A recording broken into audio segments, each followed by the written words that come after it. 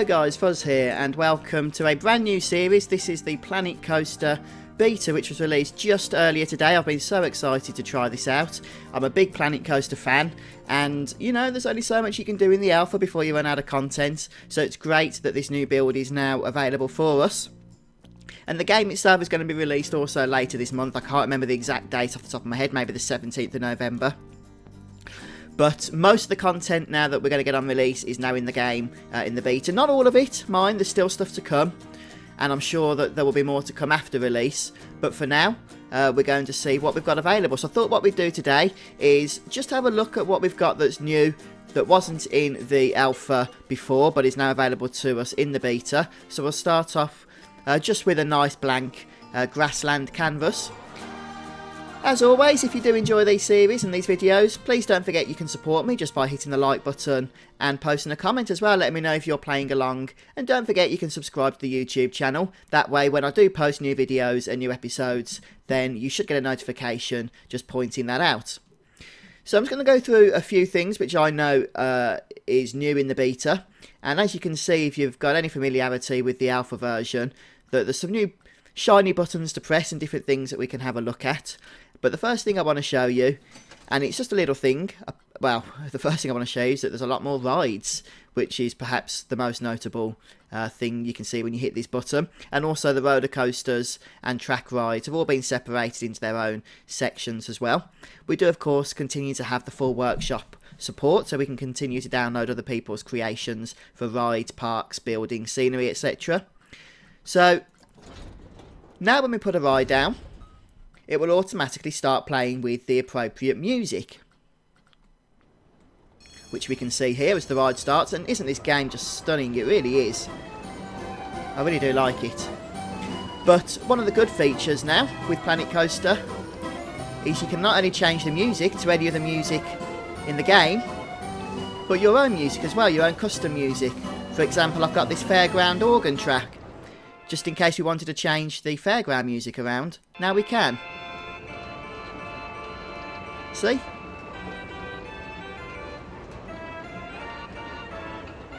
Awesome, yes? Well, I think so. So that's a nice little feature that Frontier have given us. As long as the track, I believe, is in MP3 format or the OGG format, you can stick that into your My Music folder. There's a Frontier Developments folder there ready to go, and it will recognise all those tracks in game, and it plays them perfectly. So when you zoom out, you can hear the sounds kind of drifting away to a distance until it goes out completely. And then obviously when you zoom in, so it's all localised. And not only that, but there's also speakers available now in the scenery option, so you can put music around your rides where you want the music to play, or just around the paths to create some atmosphere for the guests. So a nice little feature, it's got to be said. Right, the next feature, another little minor feature, is the ability to change the lighting settings. So if we set lighting here to 10 AM, the time will still be, you know, evening time, but we can have the bright sun shining down on us so we can see what we're doing. Of course, when we've built our park and we've got lighting all in place and that, then we'll probably want to turn that feature off. But for now,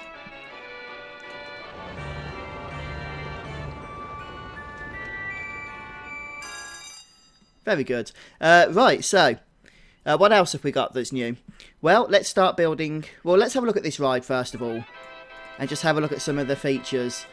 The whole colour picker is completely changed. You can actually put your own code in and just have basically any colour you want, or you can just select any colour. So you can really customise pretty much anything you can build. Or the scenery, well, you know, maybe not trees and that, but like wall sections and stuff, or your rides, everything can be customised to the colours that you want them. But I know what you guys are all thinking, you want to just look at the new rides and the new roller coasters. So we'll do that, and then we'll move on to some of the other little tidbits. But I did just want to show you those nice quality of life improvements, so hopefully you'll be happy about those. Right, so rides, we've got some pretty awesome new stuff here, including Tilt-A-Whirl, Super Loop as well. And I can't remember if this top spin was available in the alpha or not, the overpower. But throw one down here as an example. Stick it into test mode. Obviously, I'm not building a park here. This is just for testing.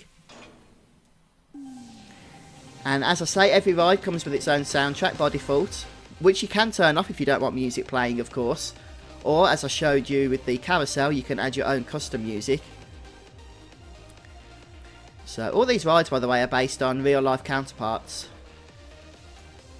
So, everything's realistic. And the physics in this game are just stunning. You know, it does look very fluid. Everything feels like it's got weight to it. Right, let's have a look at some of the coasters, shall we?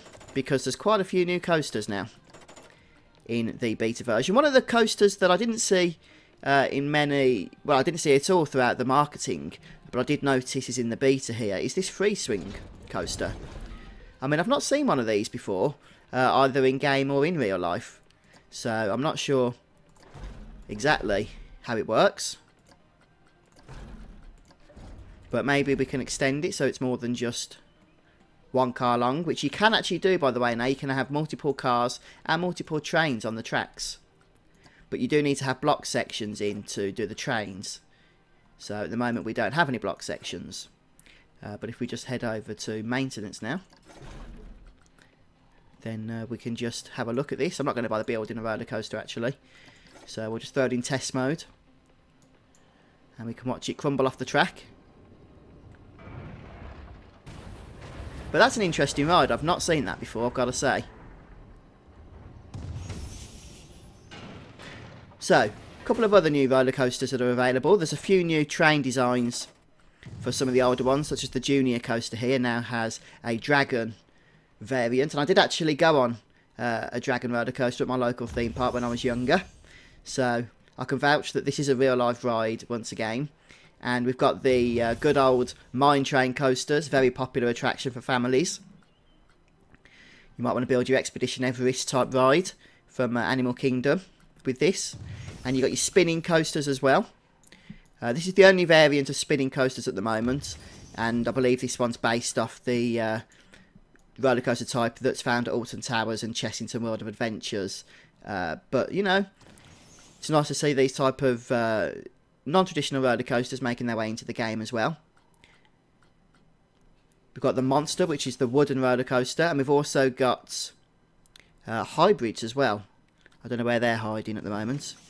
Probably around here somewhere. There's hybrid, yeah, and hybrid. And for the time being, we'll just throw down a custom-built wooden. Don't worry about the lack of supports, that's just so you can position it without lag. We'll just lift it up so we can actually build the darn thing. There we go. And one of the things I love about the wooden roller coasters, it's not only the design of them, they're absolutely beautiful to look at, they really are. Especially if you zoom in, you can see all the details of the wood and the roughness to it. You can see all the rivets and everything else that comes along with it. But it's just the sound as well. They sound so authentic.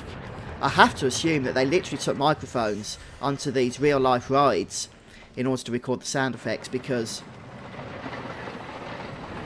there's definitely that kind of level of authenticity to them. Let's just head on this for a moment so we can just experience the beauty of it.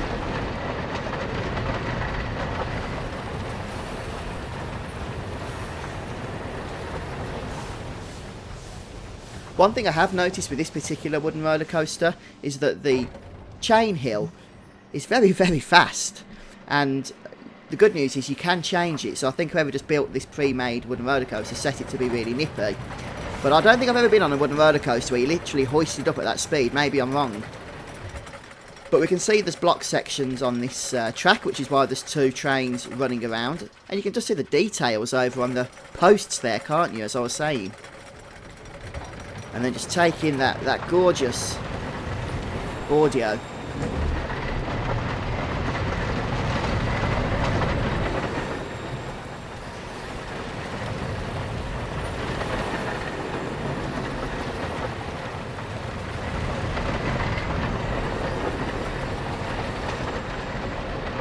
Wonderful.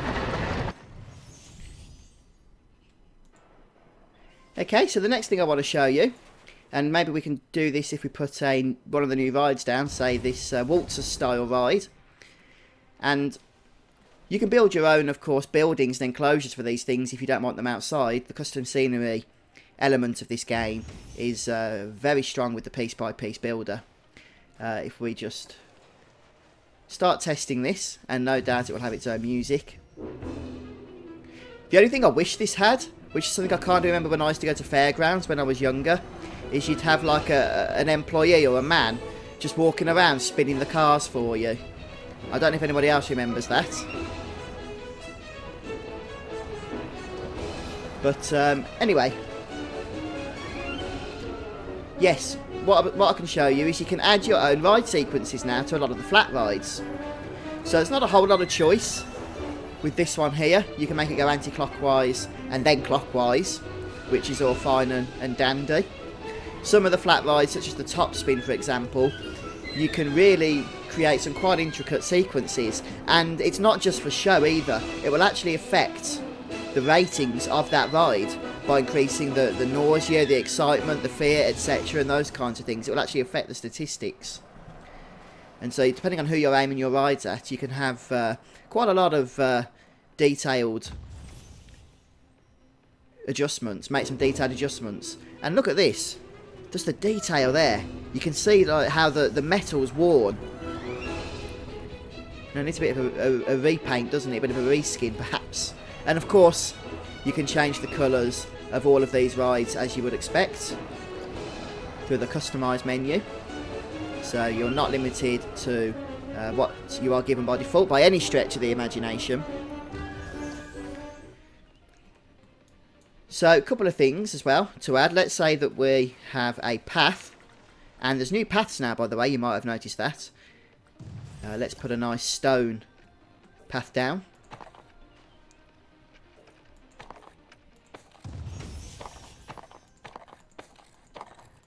Nothing spectacular, but just to show you what we can do with paths now.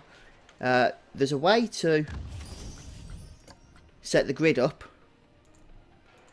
and you can create, you know, very rigid designs, and you can even have square edges if that's what you want.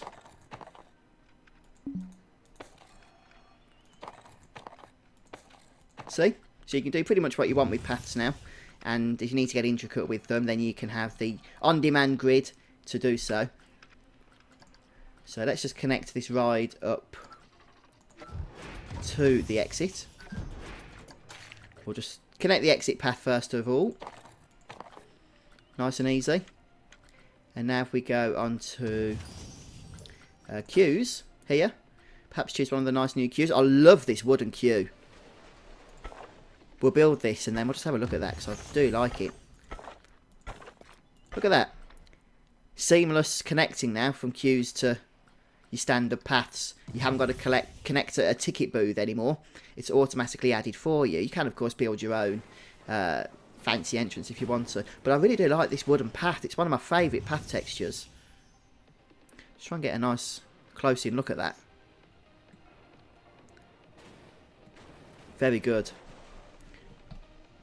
And so far I'm only really concentrating on like the new rides and that. We haven't even touched on the simulation aspects. But there's just a lot to explore, to be honest. So in terms of other new rides that you're going to be interested in, if we go on to track rides here, we click custom, we can see we've got this whole new selection of rides here. We have the log flume, so our first water ride in Planet Coaster, the first of 2 water rides that are going to be available by release. The second one will be the Trusty River Rapids, and then we have transport rides including the monorail, bit of a favourite for many theme parks, especially Disney, and the Connie Express, which is your traditional steam train theme park railway transport. And then we have some track rides as well, such as the Magic Cats and the Cars. Now these on their own are probably, you know, quite boring. Let's just build something quickly and I can show you. You know, they're not the fastest rides in the world, these tracked rides, not by any stretch of the imagination. But what they are clearly made for is to make your own theming. Perhaps, for example, you want to make a nice little car ride for the kids. You could put some models around and some trees. Perhaps have a driving theme around so the kids can pretend they're driving. Or you could, you know, put some haunted theming around, have the whole thing enclosed. You know, make it as if you're escaping from some zombie attack or something in your 1950s convertible. So, you know, these are very custom rides, these are. But even so, the cars themselves, you know, they give you a lot of options in the sense of the colours and the theming that you can add to it. You know, it reminds me a little bit, I think, of the old Scale Electrics that I used to play with when I was younger. That kind of track. But hopefully these will stay on more than I managed to keep those electric engines running. Anyway, enough of that. Let's just set that into test mode, shall we? And I'm pretty sure as well you can adjust how many cars. Yep. Ah. And it doesn't even matter how big your station is for this because these are powered all the way around. Now, can you change the colour of individual cars? Sometimes when you see these rides at real theme parks, you can do just that. Triggers are interesting. That lets scenery react as the ride vehicles go around them. You can also do it on paths and stuff. You put a trigger somewhere, tie it to a piece of scenery or an effect, and it triggers that effect, as the name would suggest, when the item that you've connected to the trigger goes past the trigger. It doesn't look like you can adjust the colours of the individual cars. You know, to have like a blue car, red car, blue car, etc. Unless I'm missing something. So that would be a nice feature to have anyway. Don't think you can change the colour of the track, can you? Oh yeah, you can. Although, to be honest, I think I prefer the standard, whatever it was. Right. You also have new shops available, of course. If we go into custom here, you got your ATM, so that your peeps can get more money out when they've spent it all in your lovely parks that you build. And you can also charge for this as well. You get all your different shops, including slushies, hot dogs, fries, all kinds of stuff. Love this music.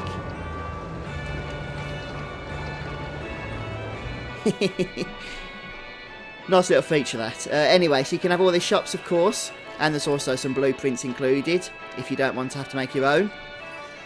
This clown shop for the toilets, I assume it is made up using all kinds of different geometric shapes which are now available via the scenery options that we have. So there's several new themes that have become available, including those generic shapes, as well as Western theme and also a sci-fi theme. So you can have different areas of your park now, especially with the wooden roller coasters and mine trains. I'm sure we'll be seeing a lot of Western themed rides over on the Steam Workshop. Let's close that.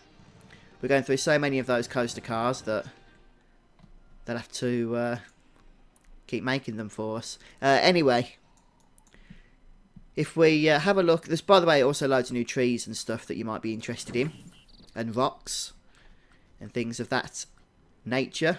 Little archways. You can make your own little bush fences around your paths if you want to.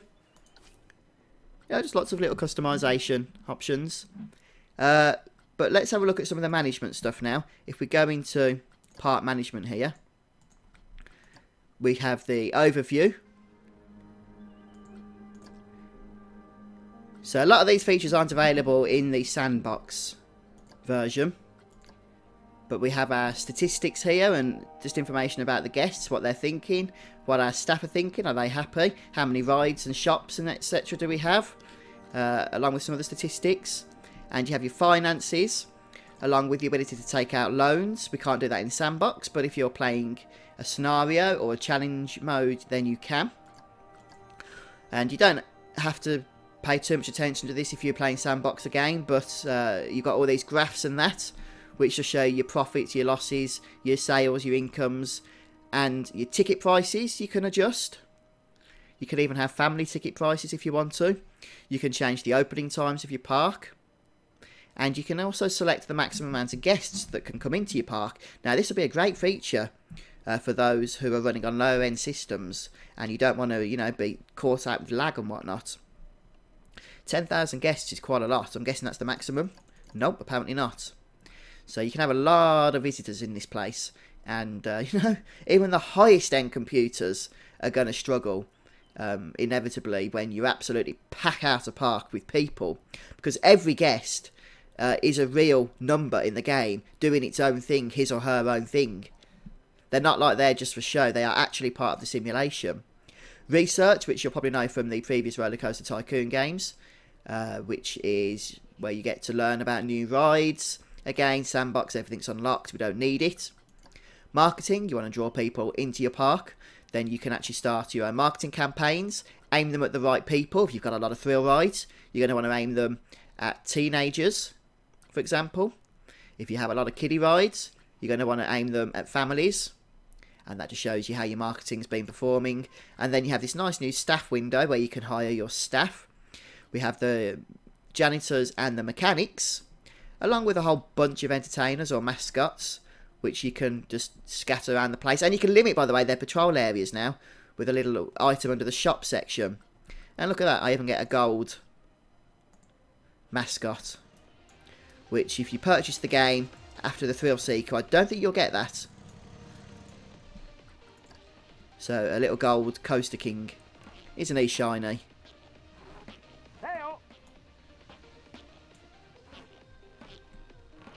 Very good. I think he wants to get a sneaky turning on the waltzers, but probably can't see through his mask that he's actually heading for the exit. So, right, anyway, back onto park management for a moment. There's your staff. You can train your staff, by the way. Let me just check how you do this. You can up their salary, which you'll probably want to do, especially as you train them. But you can train them up, give them promotions, and just do other stuff, basically. When you train them, you increase their productivity, the speed at which they work, the amount of time they can go without needing a break, and also how good they are at their jobs, etc. But as I say, they will need to be paid more. Some information on your guests, and then just some information again on your attractions. Just have a look at some of this other guest stuff. So, work rosters are for the staff, so you can select where they work and what it is that they do. So that's your park management. Something I have heard about and I've not yet seen myself, so I'm going to test it while I've remembered. If you like to build your own roller coasters, then this should be a really good feature. There it is. Height markers. Look at that. You can change the measurement as well. It doesn't have to be, or the unit of measurement doesn't have to be in meters. You can have it in feet. But that is such an important feature when you're building a ride.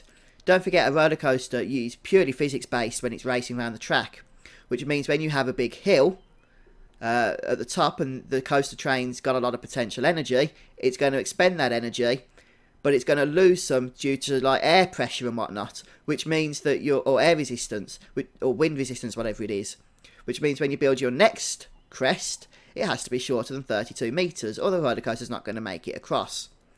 Now, you don't want to make it too much less than 32 meters, or it's going to race so fast over the crest, the next crest, that it's going to break the bones of your guests that are riding. So this little feature is very, very helpful, and I'm really looking forward to using that as I build my intricate coasters. So I just remembered that and wanted to show it to you there and then. There's a couple of other things as well that I'd just like to show you before we finish up today.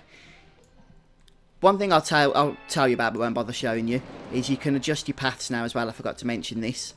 By removing the curbs, which is useful because you might want to put your own scenery over the top of them so that guests will still use them as paths even though they're out of visual for the player, but you won't have curbs and whatnot poking through. Or if you want to just create your own borders and whatnot and don't want to see the curbs, then you can make use of that feature. But what was the other thing I wanted to show you? Oh yeah, another little feature, but would actually be quite useful. And I just need to see Might be this one, wall signs. There's lots of new signs, by the way, that have been put in. Yeah, look at that, editable signs. So, for instance, let's say we wanted to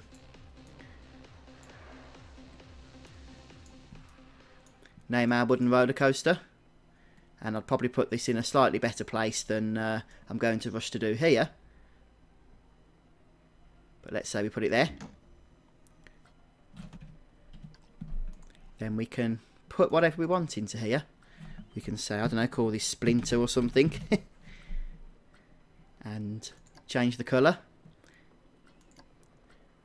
Yeah, look, have a nice brown to match our... Hang on, I thought we could change the colour of the actual blue section, but apparently we can't. Oh no, there we can, look. And then we can change the colour of the actual text itself. Let's just stick with white for now. Oh, no. Okay, don't do that. Don't do that. But you can change the font as well. To be honest, some of the text doesn't look 100% brilliant yet. I don't know whether they're going to improve that. For example, on this particular font, you can't really read that as an E properly. I mean, some of them do look better than others. That looks pretty nice. So does that. Hopefully we'll be getting more fonts and just customization options. But there's lots of different signs that you can use to, you know, create your custom sign. You don't have to use this one with the flag style ribbon look to it. But they do look good. They do look good. And this park doesn't look good. This park looks terrible. But that's because it's just a park I'm using to show you all the new things. So I've mentioned shops. Hot dogs, tacos, fries, gift shops, chicken, all new. Lots of new roller coaster types. One thing I'm probably going to want to show you when we build a proper park is the combi. I think it's called the combi coaster. It's steel and wood. It looks absolutely stunning. It really does. So I look forward to showing that to you. Along with a number of other things as well, which I haven't mentioned yet in this video, but I'm sure we'll be able to explore them together. So I'm going to finish things off here now, folks. Hopefully this has been helpful to you and enjoyable to you. Don't forget, if it has, just to hit that like button.